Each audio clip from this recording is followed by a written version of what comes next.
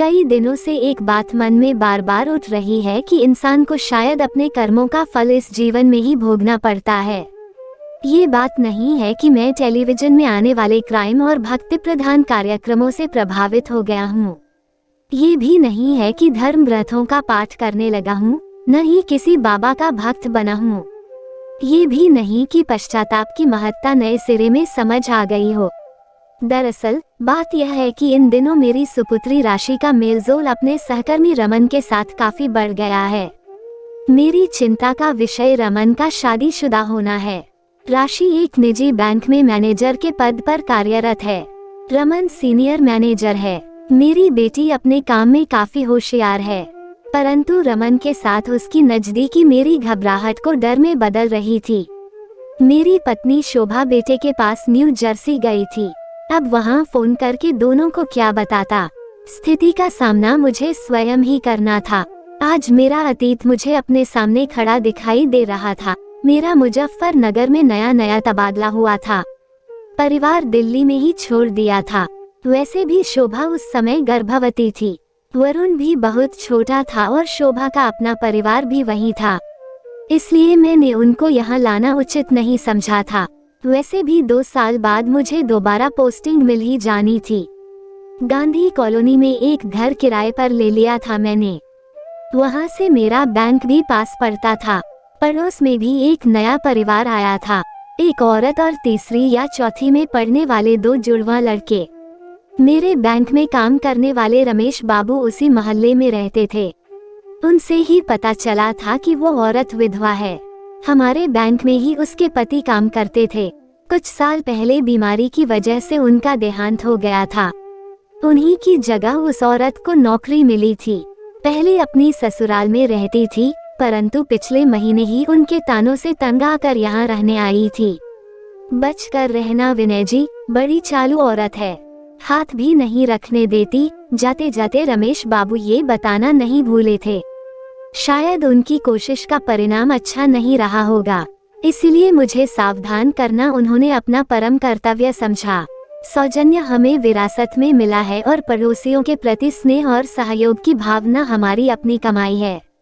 इन तीनों गुणों का हम पुरुष वर्ग पूरी ईमानदारी से जतन तब और भी करते हैं जब पड़ोस में एक सुंदर स्त्री रहती हो। इसलिए पहला मौका मिलते ही मैंने उसे अपने सौजन्य से अभिभूत कर दिया। ऑफिस से लौटकर मैंने देखा वह सीढ़ियों पर बैठी हुई थी। आप यहाँ क्यों बैठी हैं? मैंने पूछा। जी सर, मेरी चाबी कहीं गिर गई है, बच्चे आने वाले हैं, समझ नहीं आ रहा क्या करूँ। आप परेशान ना हो, आओ मेरे घर में आ जाओ। जी मेरा मतलब है आप अंदर चलकर बैठिए, तब तक मैं चाबी बनाने वाले को लेकर आता हूँ। जी मैं यहीं इंतजार कर लूंगी, जैसी आपकी मर्जी। थोड़ी देर बाद रचना जी के घर की चाबी बन गई और मैं उनके घर में बैठकर चाय पी रहा था। आधे घंटे बाद उनके बच्चे भी आ गए।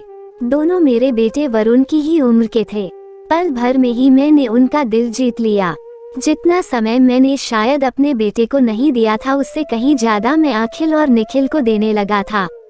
उनके साथ क्रिकेट खेलना, पढ़ाई में उनकी सहायता करना, रविवार को उन्हें लेकर मंडी की चाट खाने का तो जैसे नियम बन गया था। रचना जी अब रचना हो गई थी। अब किसी भी फैसले में रचना के लिए मेरी अनुमति महत्वपूर्ण हो गई थी।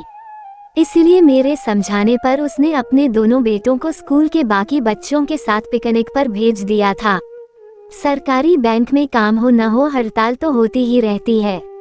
हमारे बैंक में भी 2 दिन की हड़ताल थी, इसलिए उस दिन मैं घर पर ही था। अमूमन छुट्टी के दिन मैं रचना के घर ही खाना खाता था, परंतु उस रोज बात कुछ अलग थी। घर में दोनों बच्चे नहीं थे। क्या मैं अंदर आ सकता हूँ रचना? अरे विनय जी, अब क्या आपको भी आने से पहले इजाजत लेनी पड़ेगी। खाना खाकर दोनों टीवी देखने लगे। थोड़ी देर बाद मुझे लगा रचना कुछ असहज सी है। क्या हुआ रचना, तबीयत ठीक नहीं है क्या? कुछ नहीं, बस थोड़ा सिर दर्द है। अपनी जगह से उठकर मैं उसका सिर दबाने लगा। सिर दबाते दबाते मेरे हाथ उसके कंधे तक पहुंच गए। उसने अपनी आंखें बंद कर लीं। हम किसी और ही दुनिया में खोने लगे। थोड़ी देर बाद रचना ने मना करने के लिए मुंह खोला तो मैंने आगे बढ़कर उसके होठों पर अपने होंठ रख दिए। उसके बाद रचना ने आंखें नहीं खोली। मैं धीरे धीरे उसके करीब आता चला गया। कहीं कोई संकोच नहीं था दोनों के बीच, जैसे हमारे शरीर सालों से मिलना चाहते हों। दिल ने दिल की आवाज सुन ली थी, शरीर ने शरीर की भाषा पहचान ली थी। उसके कानों के पास जाकर मैं धीरे से फुसफुसाया, प्लीज आंखें ना खोलना तुम, आज बंद आंखों में मैं समाया हूँ। न जाने कितनी देर हम दोनों एक दूसरे की बाहों में बंधे चुपचाप लेटे रहे। दोनों के बीच की खामोशी को मैं नहीं तोड़ा। मुझसे नाराज तो नहीं हो तुम? नहीं, परंतु अपने आप से हूँ। आप शादीशुदा हैं और रचना, शोभा से मेरी शादी महज एक समझौता है जो हमारे परिवारों के बीच हुआ था। बस उसे ही निभा रहा हूँ। प्रेम क्या होता है यह मैंने तुमसे मिलने के बाद ही जाना। परंतु विवाह, रचना, क्या 7 फेरे प्रेम को जन्म दे सकते हैं? 7 फेरों के बाद पति पत्नी के बीच सेक्स का होना तो तय है, परंतु प्रेम का नहीं। क्या तुम्हें पछतावा हो रहा है रचना? प्रेम शक्ति देता है, कमजोर नहीं करता। हाँ, वासना पछतावा उत्पन्न करती है। जिस पुरुष से मैंने विवाह किया उसे केवल अपना शरीर दिया, परंतु मेरे दिल तक तो वो कभी पहुंच ही नहीं पाया। फिर जितने भी पुरुष मिले उनकी गंदी नजरों ने उन्हें मेरे दिल तक आने ही नहीं दिया। परंतु आपने मुझे एक शरीर से ज्यादा एक इंसान समझा, इसलिए वह पुराना संस्कार जिसे अपने खून में पाला था कि विवाहेतर संबंध नहीं बनाना, आज टूट गया। शायद आज मैं समाज के अनुसार चरित्रहीन हो गई। फिर कई दिन बीत गए, हम दोनों के संबंध और प्रगाढ़ होते जा रहे थे। मौका मिलते ही हम काफी समय साथ बिताते, एक साथ घूमना फिरना, शॉपिंग करना, फिल्म देखना और फिर घर आकर अखिल और निखिल के सोने के बाद एक दूसरे की बाहों में खो जाना दिनचर्या में शामिल हो गया था। ऑफिस में भी दोनों के बीच आंखों ही आंखों में प्रेम की बातें होती रहती थीं। बीच बीच में मैं अपने घर आ जाता और शोभा के लिए और दोनों बच्चों के लिए ढेर सारे उपहार भी ले जाता। राशि का भी जन्म हो चुका था। देखते ही देखते 2 साल बीत गए। अब शोभा मुझ पर तबादला करवा लेने का दबाव डालने लगी थी। इधर रचना भी हमारे रिश्ते का नाम तलाशने लगी थी। मैं अब इन दोनों औरतों को नहीं संभाल पा रहा था। 2 नावों की सवारी में डूबने का खतरा लगातार बना रहता है। अब समय आ गया था किसी एक नाव में उतर जाने का। रचना से मुझे वह मिला जो मुझे शोभा से कभी नहीं मिल पाया था, परंतु ये भी सत्य था कि जो मुझे शोभा के साथ रहने में मिलता वह मुझे रचना के साथ कभी नहीं मिल पाता, और वह था मेरे बच्चे और सामाजिक सम्मान। ये सब कुछ सोचकर मैंने तबादले के लिए आवेदन कर दिया। तुम दिल्ली जा रहे हो?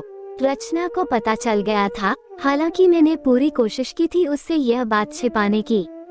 बोला, हाँ, वह जाना तो था ही और मुझे बताने की जरूरत भी नहीं समझी। देखो रचना, मैं इस रिश्ते को खत्म करना चाहता हूँ, पर तुम तो कहते थे कि तुम मुझसे प्रेम करते हो। हाँ करता था, परंतु अब नहीं करते। तब मैं होश में नहीं था, अब हूँ। तुम कहते थे शोभा मान जाएगी, तुम मुझसे भी शादी करोगे, अब क्या हो गया? तुम पागल हो गई हो क्या? एक पत्नी के रहते क्या मैं दूसरी शादी कर सकता हूँ? मैं तुम्हारे बिना कैसे रहूंगी? क्या जो हमारे बीच था वह महज?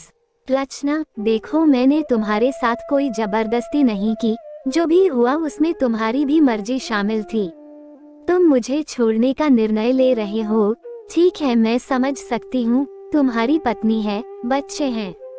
दुख मुझे इस बात का है कि तुमने मुझे एक बार भी बताना जरूरी नहीं समझा। अगर मुझे पता नहीं चलता तो तुम शायद मुझे बिना बताए ही चले जाते। क्या मेरे प्रेम को इतने सम्मान की अपेक्षा नहीं करनी चाहिए थी? तुम्हें मुझसे किसी तरह की अपेक्षा नहीं करनी चाहिए थी। मतलब तुमने मेरा इस्तेमाल किया और अब मन भर जाने पर मुझे हाँ किया जाओ क्या कर लोगी? मैंने मजा किया तो क्या तुमने नहीं किया? पूरी कीमत चुकाई है मैंने। बताऊं तुम्हें कितना खर्चा किया है मैंने तुम्हारे ऊपर, कितना नीचे गिर गया था मैं, कैसे बोल गया था मैं, वह सब। यह मैं भी जानता था कि रचना ने कभी खुद पर या अपने बच्चों पर ज्यादा खर्च नहीं करने दिया था। उसके अकेलेपन को भरने का दिखावा करते करते मैंने उसी का फायदा उठा लिया था। मैं तुम्हें बताऊंगी कि मैं क्या कर सकती हूँ। आज जो तुमने मेरे साथ किया है वो किसी और लड़की के साथ ना करो। इसके लिए तुम्हें सजा मिलनी जरूरी है। तुम जैसा इंसान कभी नहीं सुधरेगा। मुझे शर्म आ रही है कि मैंने तुमसे प्यार किया। उसके बाद रचना ने मुझ पर रेप का केस कर दिया। केस की बात सुनते ही शोभा और मेरी ससुराल वाले और परिवार वाले सभी मुजफ्फरनगर आ गए। मैंने रो रो कर शोभा से माफी मांगी। अगर मैं किसी और पुरुष के साथ संबंध बनाकर तुमसे माफी की उम्मीद करती तो क्या तुम मुझे माफ कर देते विनय? मैं एकदम चुप रहा। क्या जवाब देता? चुप क्यों हो, बोलो। शायद नहीं, शायद हाँ हाँ, यकीनन तुम मुझे माफ नहीं करते। पुरुष जब बेवफाई करता है तो समाज स्त्री से उसे माफ कर आगे बढ़ने की उम्मीद करता है, परंतु जब यही गलती एक स्त्री से होती है तो समाज उसे कई नाम दे डालता है। जिस स्त्री से मुझे नफरत होनी चाहिए थी, मुझे उस पर दया भी आ रही थी और गर्व भी हो रहा था, क्योंकि इस पुरुष दम्भी समाज को चुनौती देने की कोशिश उसने की थी। तो तुम मुझे माफ नहीं। मैं उसके जैसी साहसी नहीं हूँ, लेकिन एक बात याद रखना, तुम्हें माफ एक माँ कर रही है, एक पत्नी और एक स्त्री के अपराधी तुम हमेशा रहोगे। शर्म से गर्दन झुक गई थी मेरी। पूरा मोहल्ला रचना पर थूथू कर रहा था। वैसे भी हमारा समाज कमजोर को हमेशा दबाता रहा है, फिर एक अकेली जवान विधवा के चरित्र पर उंगली उठाना बहुत आसान था। उन सभी लोगों ने रचना के खिलाफ गवाही दी जिनके प्रस्ताव को उसने कभी न कभी ठुकराया था। अदालत में रचना केस हार गई थी। जज ने उस पर मुझे बदनाम करने का इल्जाम लगाया। अपने शरीर को स्वयं पर पुरुष को सौंपने वाली स्त्री सही कैसे हो सकती थी, और वह भी तब जब वह गरीब हो। रचना के पास न शक्ति बची थी और न पैसे जो वह केस हाईकोर्ट ले जाती। उस शहर में भी उसका कुछ नहीं बचा था। अपने बेटों को लेकर वह शहर छोड़कर चली गई। जिस दिन वह जा रही थी मुझसे मिलने आई थी।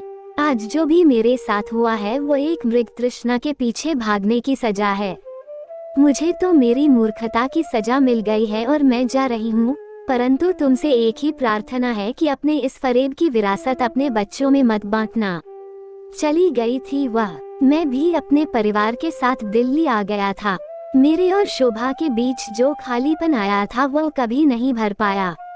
सही कहा था उसने, एक पत्नी ने मुझे कभी माफ नहीं किया था। मैं भी कहाँ स्वयं को माफ कर पाया और नहीं भुला पाया था रचना को।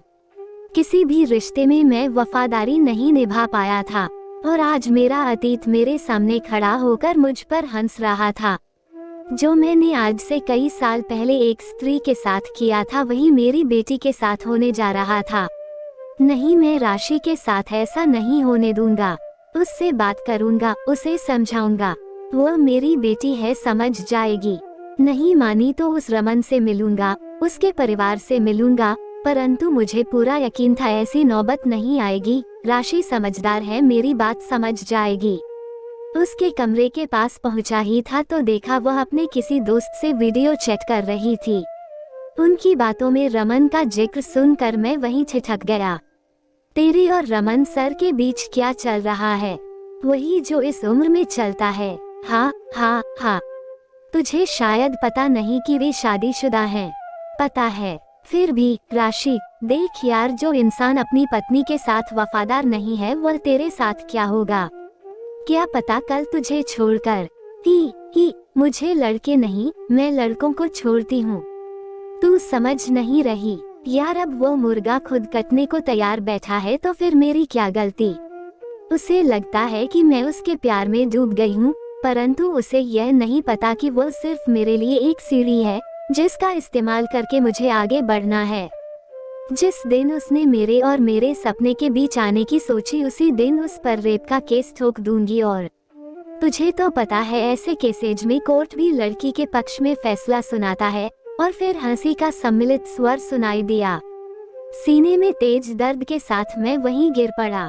मेरे कानों में रचना की आवाज गूंज रही थी कि अपने फरेब की विरासत अपने बच्चों में मत बांटना, अपने फरेब की विरासत अपने बच्चों में मत बांटना। परंतु विरासत तो बंट चुकी थी।